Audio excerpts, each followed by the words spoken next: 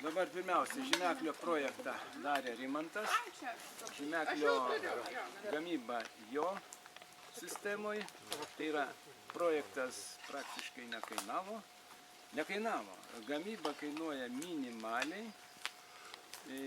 Viskas daroma iš entuzijazmo ir tik sumokama tiem, kas tikrai kažką realiai darbininkai padaro, reikia kažką duoti žmogui. Išgraviruoja lenteles, reikia kažką, metalo duoda, reikia. Viena lentelė kainuoja 200 litrų. Nu ir pirmas žymeklis buvo daromas. Žvyrą ėmėm iš kažkokio karjero, taip neoficialiai, ten akmenys rinkom nuo kelio, ačiū paskui.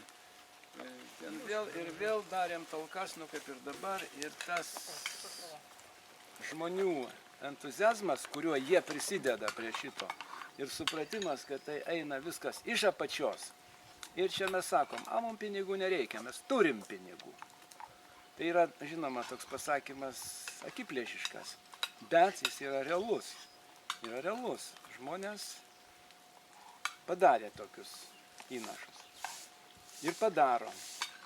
Dabar pamatė apie tai KTU valdžia, protinga valdžia, jie buvo, taip sakant, apšalę, nustebinti. Kada ten Upyno žemeklį atidarėme, stovėjo išrikiuota garbės sargyba, krašto apsaugos viceministrė rėžė kalbą, ten kapelionas kariuomenę šventino, skautai išrikiuoti, kariai išrikiuoti, ten mes patys vos nepritupėm ant žemės, kai pamatėm tas iškilmes, sakom, ką mums daryti, ar bėgti, ar stovėti čia. Ir paskui, kaip pamatė taip pat tas nuotraukas, vadovybė KTU sako, ką jūs bedarytumėt, bet mes duodam jums pinigų ant žymeklio, kaip sakant, gamybos. Bent dabar šitokia situacija. Šitą žymeklį lėšas bent pa šitam visam padarimui dengia KTU. Tai, sakyčiau, labai protinga valdžia ir labai normaliai šitą reikalą suprato.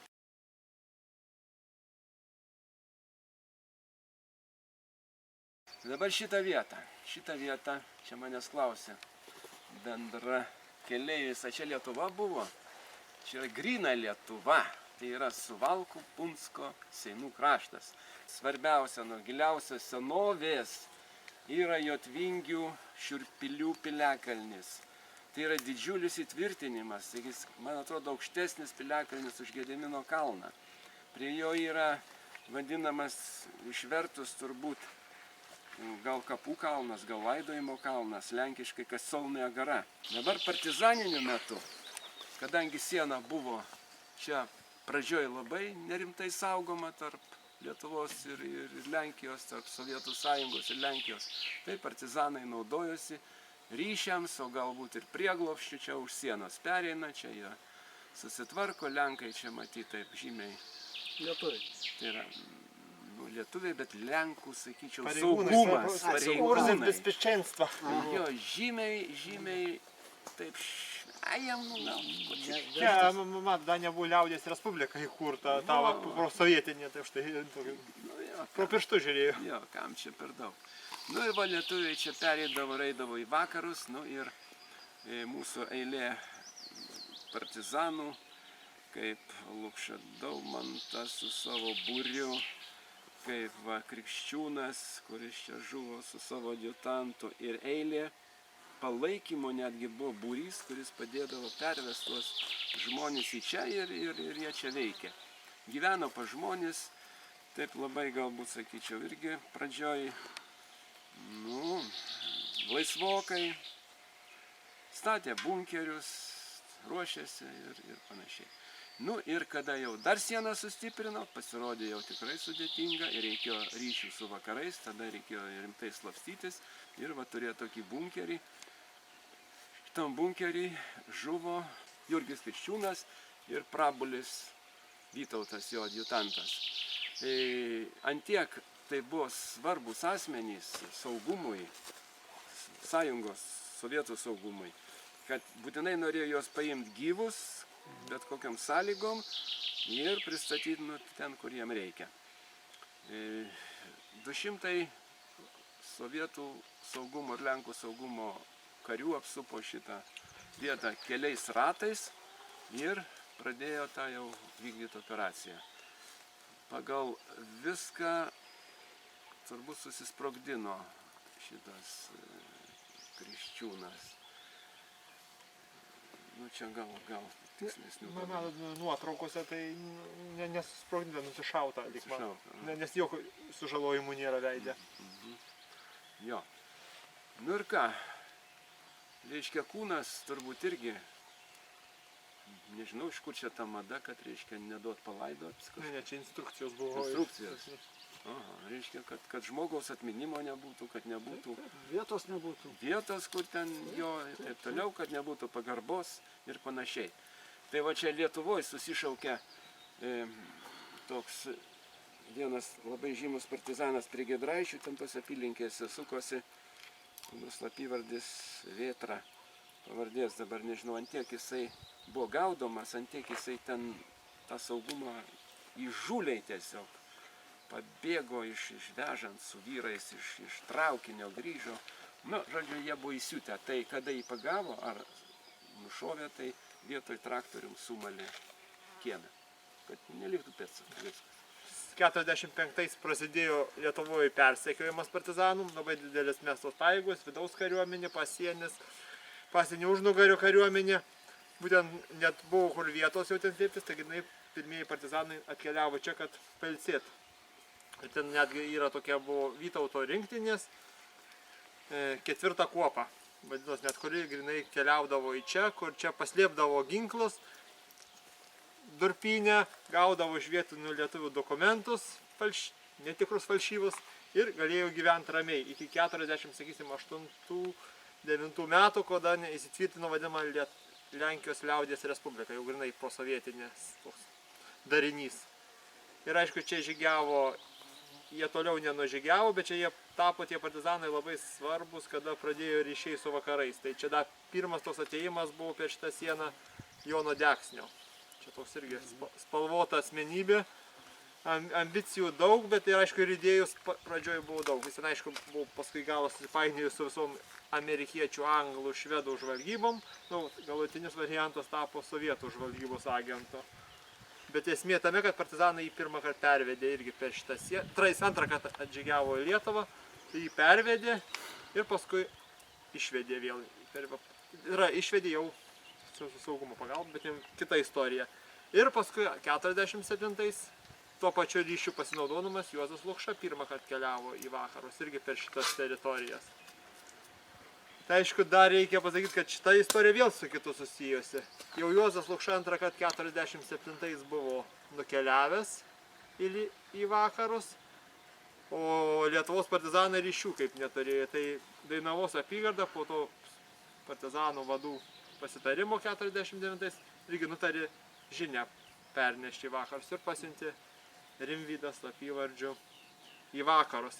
Ir kaip jie čia perėjo, vis dėlto su Juozu Lukša laiškų pagalba buvo susisiekta. Lukša lyg darė, bent iš jo rašto, kad žygius, kad jį Rimvydą perveš pas save į vakarus, bet gal čia netikėjo, kad jis gaudamas, aišku, netikėjo, gal kad čia tokia provokacija gali būti, ar kas jisai. Kaip jisai, iš vienos pusės lyg buvo veiksmas, iš kitos lyg atsako nebuvo ir iš čia pasiliko. Ir jau aišku, saugumas buvo jau daug duomenų turėjo ir gavo duomenys, jog čia yra partizanai ir metė tas pajėgas jiems. Bet kas dar tokia istorijos būna, kad koks pavojingai žygiai į vakarus. O štai jie irgi vieni partizanai, irgi buvo jie čia žuvo, vienam buvo sunkiai sužeistas, neteko kojos, bet jis buvo užverbuotas. Ir štai paskui partizanas 51 metais neva iš Lenkijos ateina partizanai. Ir tas pats partizanas be kojos. Tai buvo, kad jau ten visi buvo persirengę agentai smogikai. O tokie neva ryšininkai irgi iš vakarų, neva iš Lenkijos. Ir sunaikino Dainavos apygardos štabą. Čia jau Leipalingio šito laikų, apylinkėse, sakysim, bei tragiškomis. Tai žuvo vadas ir jie sukūrė net keliavo per šitą sieną, bet čia dar yra istorijų daug, kaip saugumas siuntė savo agentus per sieną. Ypač 51-2 metais. Pastoviai neva pogrindžio atstovas keliauja į vakarus. Jie žino ryšių punktus čia, jie pagal to žmonės eina O iš tikrųjų tie žmonės jau padeda ne partizanams, bet padeda patys nežinodami saugumui. Saugumas partizanas, kaip Lukšos atveju, visada jisai daug išnipinėdavo, bet, kaip sakyt, atsilikdavo vieno žingsniu visada. Sako, jis gavo žinių, kad eis per sieną, kad buvo duotas įsakymas partizanams Lietuvos glas, tai reiškia, nukreip dėmesį, kad reikia ten kažką apšaudyti, kažką, kad mestų pajėgas įsklaidytų. Arba paskui žiūri, kad jie jau žiūri, kad jau praneša pasienis, kad jau buvo kautynės. Jau nušauna partizaną po kelių dienų, jau randa kišeniai lapelį, kuriame žašta, kad dėl sienos perėjimų. Taip, prasme, vienu žingsniu saugumas visada atsiliko.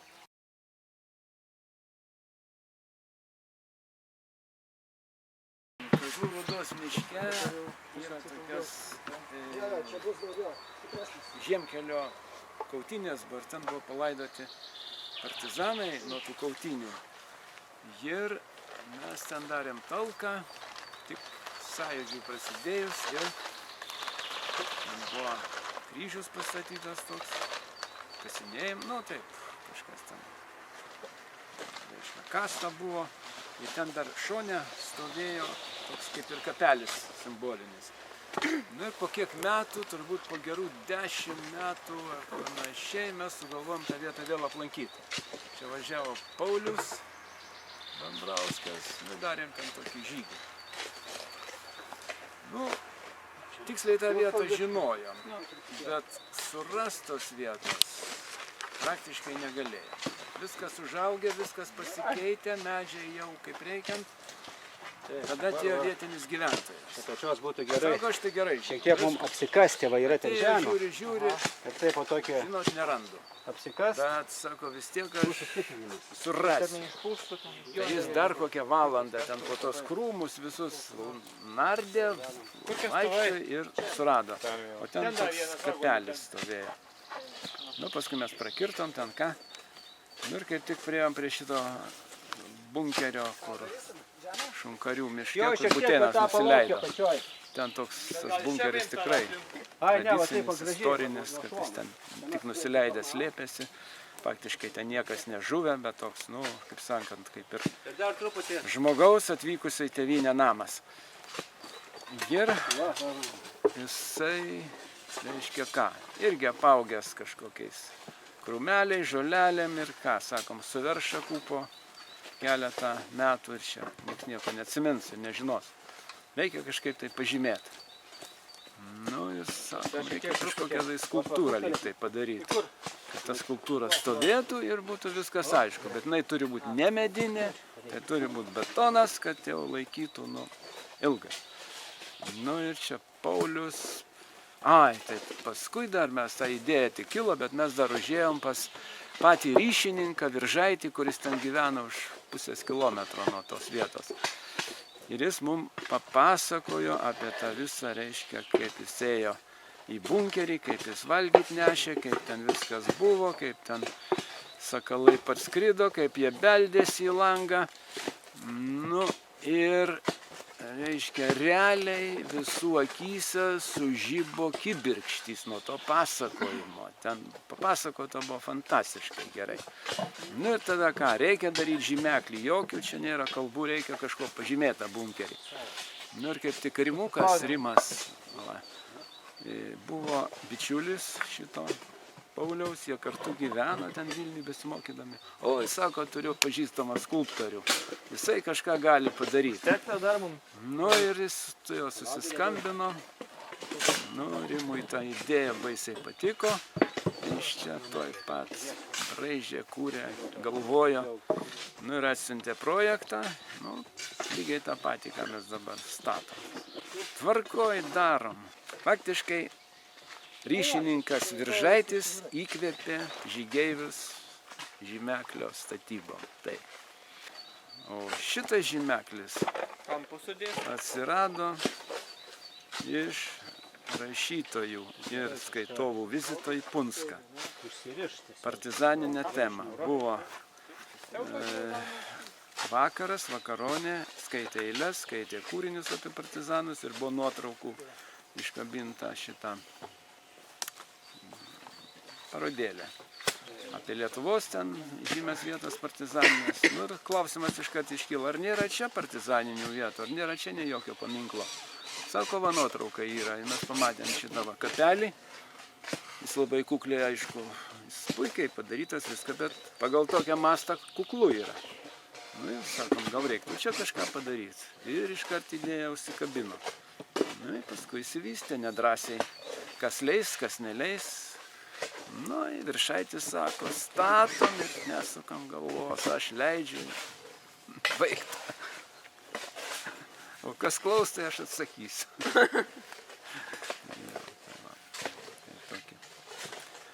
Tokie džiugus prisiminimai iš visko.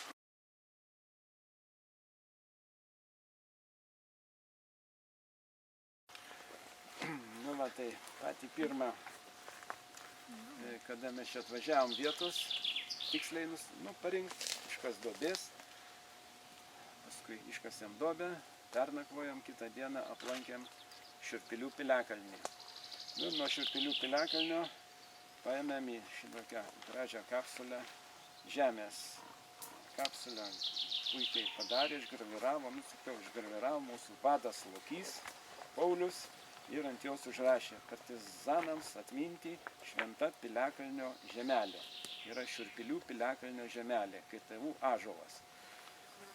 Nu tai čia dar toks šūkis buvo iškeltas žygio ir dar mes tą žygį darysim be abejo, ne vieną. Te Jotvingių kardo blyksnis nušviečia mūsų partizanų, brolių partizanų kelius. Tai va, šitą Šiurpilių žemelę dabar maišysis žymeklyje su cementu ir tegu jinai gražiai užsibetonuoja. Ir tegu ta idėja buvo, kaip sakant, ta žemė, ta idėjinių pagrindų, kad tas ryšys niekad nenutrūktų.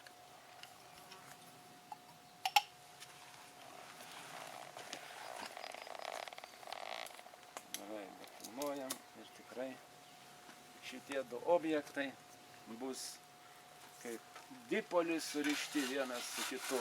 Piliakalnis Šiurpilių, žymeklis Šlynakiemė.